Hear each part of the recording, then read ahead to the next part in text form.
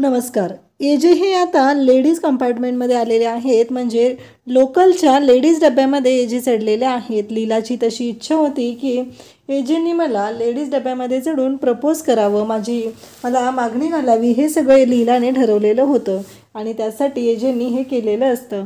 AJ तिथं आलेले असतात, पण लीलाला नंतर कळतं एजे आलेले आहेत. सगळ्या बायकांचा गोंधळ सुरू होतो आणि त्या ओरडू लागतात की तुम्ही का आलेला आहात तिथे, तुम्हाला कळत नाही आहे का हा लेडीज डबा आहे. म्हणून बायकांचा पूर्ण गोंधळ सुरू झालेला असतो. एजे त्यांना समजवण्याचा प्रयत्न करत असतात, परंतु बायका मात्र ऐकायलाच तयार नसतात. त्या म्हणत असतात की आत्ताच्या आत्ता खाली उतरा. आणि काही बायका तर आता ट्रेन बंद करण्यासाठी तिथं चेन ओढण्यासाठीही तिथे जातात, का तर ट्रेन बंद झाली पाहिजे आणि ह्या माणसाला या डब्यातून उतरवता आलं पाहिजे, यासाठी त्यांचा गोंधळ चाललेला असतो. लीलाला मात्र माहिती असतं की हे सगळं एजंटनी तिच्यासाठी केलेलं आहे, परंतु लीला मात्र शांतच बसून असते. लीला काहीच बोलत नसते आणि एजे मात्र तिथे त्या बायकांची बोलणी खात असतात. लीला त्यांच्याकडे पाहत असते आणि एजे म्हणत असतात की नाही. आणि लीलाला आठवतं की तिने एजेंना सांगितलेलं होतं की मला अशा पद्धतीचं प्रपोज पाहिजे आणि लीलाला त्या सर्व गोष्टी आठवू लागलेल्या असतात. परंतु इकडे लीला आणि एजे कुठे गेलेले आहेत, त्यांचं काय चाललेलं आहे, यासाठी किशोरने त्यांच्यावर पाळत ठेवण्यासाठी एक माणूस ठेवलेला आहे आणि त्या माणसाला सांगितलेलं आहे की ते दोघंजण कुठे जातात, काय करतात, ह्या सर्व गोष्टी शोधायच्या आहेत आणि त्यांचा पाठलाग करायचा आहे. परंतु त्या माणसाचा पण पचका झालेला आहे, कारण अचानक एजे हे लेडीज डब्यात चढलेले आहेत आणि त्या माणसालाही कळायचं बंद झालेलं आहे की आता एजे लेडीज डब्यात चढले तर त्यांच्या मागं जाणार कसं, हा मोठा प्रश्न त्याच्या पुढे असतो. आणि त्यामुळं तो माणूस त्या डब्यात काही चढू शकत नाही आणि एजे आणि लीला लोकलच्या डब्यात बसून आता निघून गेलेले असतात आणि किशोरचा प्लॅन इथेच पचका होतो. परंतु एजेंना आता त्या बायका बोलत असतात, तेव्हा एजे त्या बायकांना सांगू लागतात की प्लीज माझं ऐकून घ्या ना जरा. माझ्या बायकोची इच्छा होती की मी तिला लेडीज डब्यात चढून प्रपोज करावं आणि त्यासाठी मी इथं आलेलो आहे, असे एजे सांगत असतात. त्या बायका म्हणत असतात काय.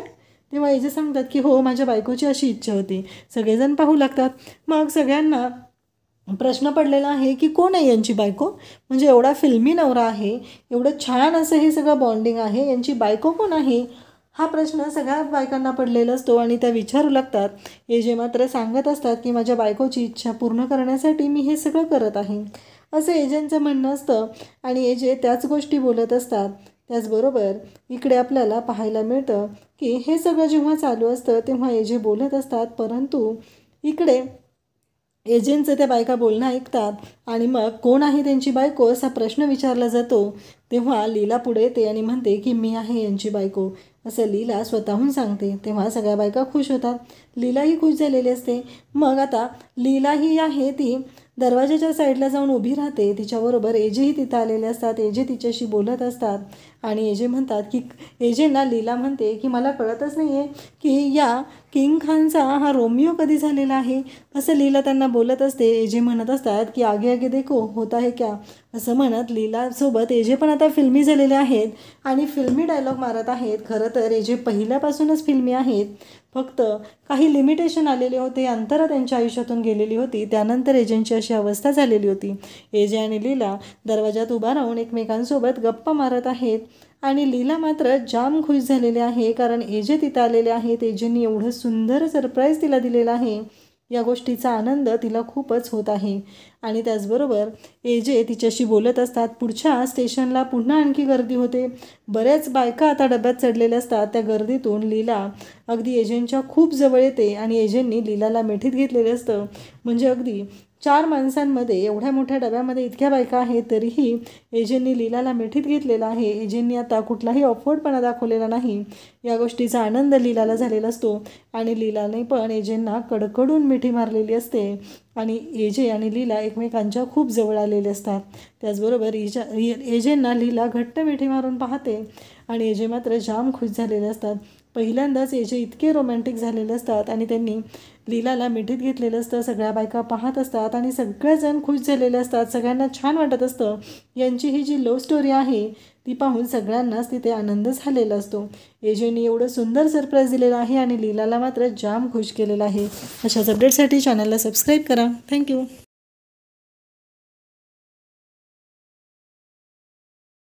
चेन ओढण्यासाठीही तिथे जातात का तर ट्रेन बंद झाली पाहिजे आणि ह्या माणसाला या डब्यातून उतरवता आलं पाहिजे यासाठी त्यांचा गोंधळ चाललेला असतो.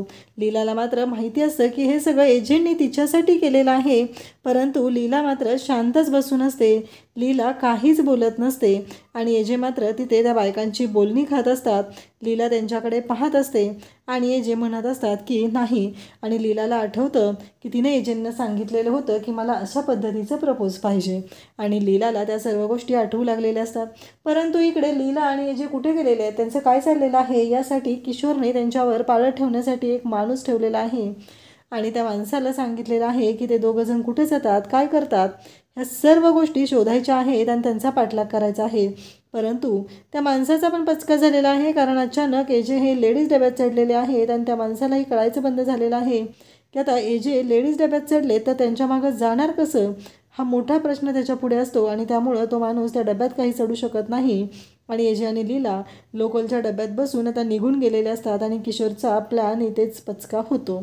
परंतु एजेंना आता त्या बायका बोलत असतात तेव्हा एजे त्या बायकांना सांगू लागतात की प्लीज माझं ऐकून घ्या ना जरा, माझ्या बायकोची इच्छा होती की मी तिला लेडीज डब्यात चढून प्रपोज करावं आणि त्यासाठी मी इथं आलेलो आहे, असे एजे सांगत असतात. त्या बायका म्हणत असतात काय, तेव्हा एजे सांगतात की हो, माझ्या बायकोची अशी इच्छा होती. सगळेजण पाहू लागतात. मग सगळ्यांना प्रश्न पडलेला आहे की कोण आहे यांची बायको, म्हणजे एवढा फिल्मी नवरा आहे, एवढं छान असं हे सगळं बॉन्डिंग आहे, यांची बायको कोण आहे, हा प्रश्न सगळ्या बायकांना पडलेला असतो आणि त्या विचारू लागतात. एजे मात्र सांगत असतात की माझ्या बायकोची इच्छा पूर्ण करण्यासाठी मी हे सगळं करत आहे, असं एजेंचं म्हणणं असतं आणि एजे त्याच गोष्टी बोलत असतात.